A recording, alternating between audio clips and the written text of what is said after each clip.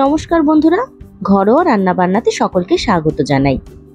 আমের সিজন চলে যাওয়ার আগেই এই রেসিপিটা বানিয়ে নিলাম। এটা হচ্ছে ম্যাঙ্গো চিজ কেক। এই রেসিপিটা আমি ইওর ফুড ল্যাব এই চ্যানেলটা থেকে ইন্সপায়ার হয়ে বানিয়েছি। তো চলুন কিভাবে রেসিপিটা বানাতে হবে সেটাই আজকে দেখাবো। ভিডিওটি শেষ পর্যন্ত দেখার অনুরোধ রইল, আর আমার চ্যানেলটিকে সাবস্ক্রাইব করে পাশে থাকা বেল আইকনটা প্রেস করে দেবেন।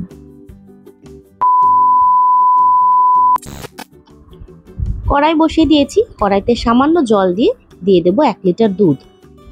দুধ নেওয়ার এটাই কারণ যে চিজ কেকটা আমি বানাবো সেই চিজটা আমি বাড়িতেই তৈরি করছি। দিয়ে দিচ্ছি এখানে 1 লিটার ফুল ফ্যাট মিল্ক। দুধটা একটু জাল দিয়ে নেব। দুধ একটু গরম হয়ে আসলেই এর মধ্যে আমি দিয়ে দিচ্ছি আমুলের ফ্রেশ ক্রিম। এখানে 250 ml রয়েছে, অর্ধেকটা আমি এখন দিচ্ছি আর অর্ধেকটা যখন কেকটা তৈরি করব সেই সময় দেব। ফ্রেশ ক্রিম দিয়ে দুধটা জাল দিচ্ছি, একটু ভালো করে দুধটা জাল দিয়ে নেব।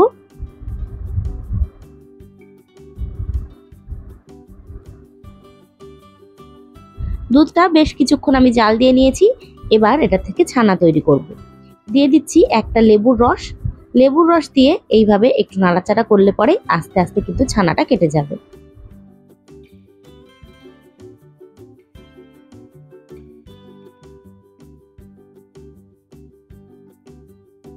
ছানা তৈরি হয়ে গেছে, এটাকে ছেঁকে নিচ্ছি।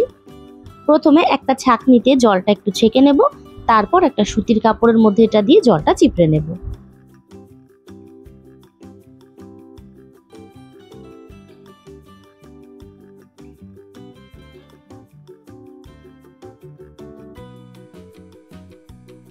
লেবুর রস দিয়ে আমি ছানা কাটিয়েছি, এটা একটু টক টক থাকতে পারে, সেই জন্য জল দিয়ে ভালো করে এটাকে কিন্তু ধুয়ে নিতে হবে।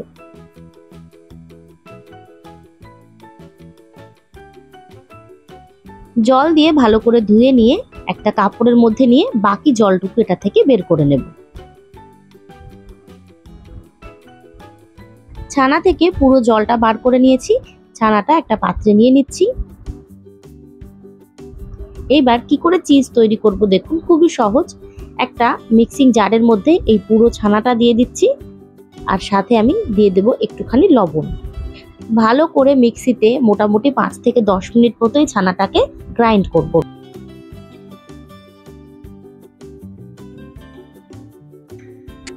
যতক্ষণ না ছানাটা ঠিক এইরকম স্মুথ হবে ততক্ষণ কিন্তু ছানাটাকে গ্রাইন্ড করতে হবে। ছানাটা এইভাবে অনেকক্ষণ গ্রাইন্ড করলেই কিন্তু চিজ তৈরি হয়ে যাবে। এবার কেকের বাকি প্রিপারেশনটা করতে করতে ততক্ষণ এটাকে আমি ফ্রিজে রেখে দেব।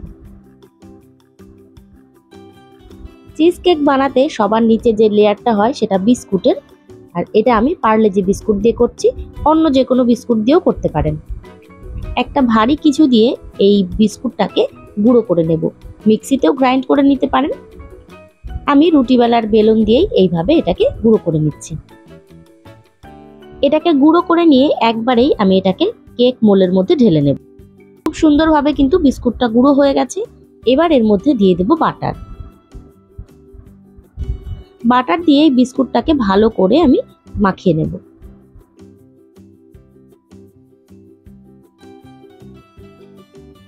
বেশ সুন্দর করে বিস্কুট আর বাটারটা মিশিয়ে নিয়েছি। এইবার একটা ম্যাশার দিয়ে আমি এটাকে এরকম করে চেপে চেপে বসিয়ে দেব।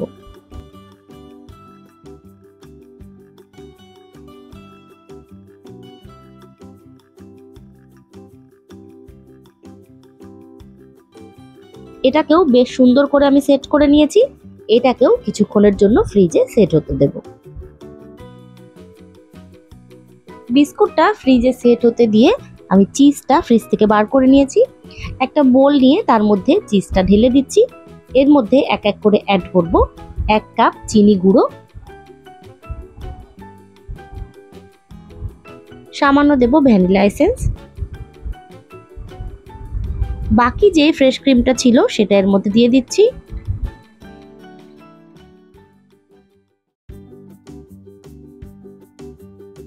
সামান্য দিয়ে দেব গ্রেট করা হোয়াইট চকলেট।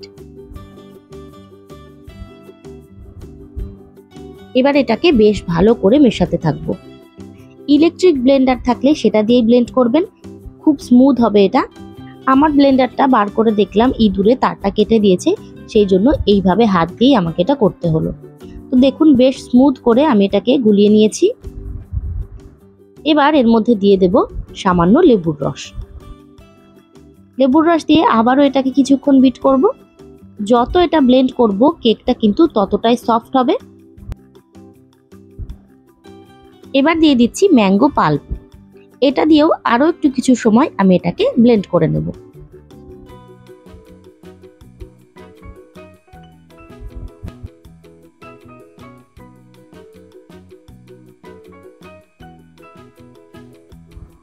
কেকের ব্যাটার কিন্তু একদম রেডি হয়ে গেছে।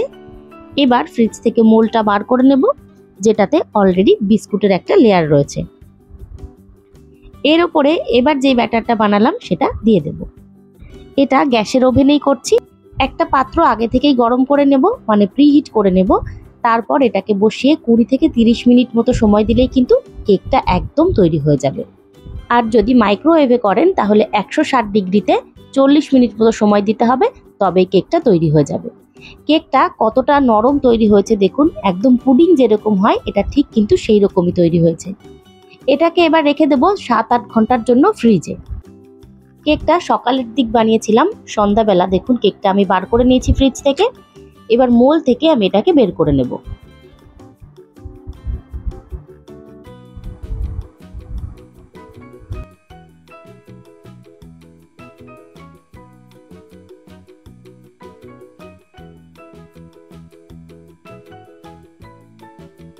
মোল থেকে কেকটা আমি বার করে নিয়েছি। পুরো কেকটা আমি দেখিয়ে দিচ্ছি। লেয়ারটা, বিস্কুটের লেয়ার আর চিজের লেয়ারটা কতটা পারফেক্ট হয়েছে দেখুন। কেকটা কিন্তু যেমন দেখতে হয়েছে খেতেও সত্যি খুবই অসাধারণ হয়েছিল। এইবার এটাকে আমি ডেকোরেট করব। এর টপিং আমি করব ম্যাঙ্গো স্লাইস দিয়ে। তো কিভাবে সেটা করব দেখুন। আমের আটি বাদ দিয়ে দুপাশ থেকে এরকম করে কেটে নিয়েছি। এবার এটাকেও কাটবো। এরকম একটা পোর্শন নিয়ে সেটাকে ছুরি দিয়ে আমি লম্বা লম্বা করে কেটে নেব, ঠিক এই রকম করে।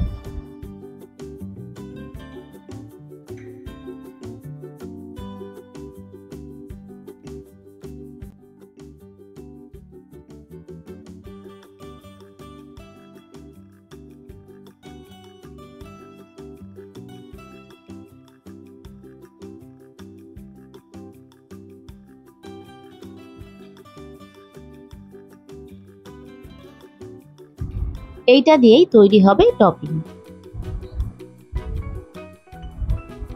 কেকের উপরে এবার ঠিক আমি যেরকম দেখাচ্ছি সেরকম করে একটা একটা করে স্লাইস আমি বসিয়ে দেব।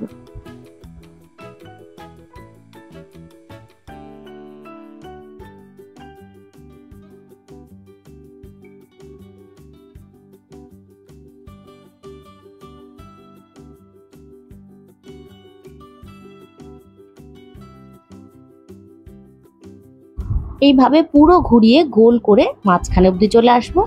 দেখুন লাস্টে ঠিক এটা এরকম দেখতে হবে। দেখতে কেমন লাগছে সেটা আগে জানাবেন, আর বাড়িতে তো অবশ্যই ট্রাই করবেন, এটা দারুণ হয় খেতে। কেক ডেকোরেট করতে করতে অনেকক্ষণ কেকটা বাইরে ছিল, সেই জন্য একটু নরম হয়ে গেছিল। অবশ্যই কিন্তু ফ্রিজে কিছুক্ষণ রেখে তারপর কেকটা কাটবেন, সেই জন্য কেকটা একটু ভেঙে চুরে গেছিল। সুপার টেস্টি এই চিজ কেক কেমন লাগলো অবশ্যই জানাবেন। আর আমার ভিডিওটি ভালো লেগে থাকলে লাইক, শেয়ার, কমেন্ট করবেন। এবং আমার চ্যানেলে সাবস্ক্রাইব করা না থাকলে অবশ্যই সাবস্ক্রাইব করে পাশে থাকা বেল আইকনটা প্রেস করে দেবেন। ধন্যবাদ। দেখা হবে নতুন একটি ভিডিও নিয়ে।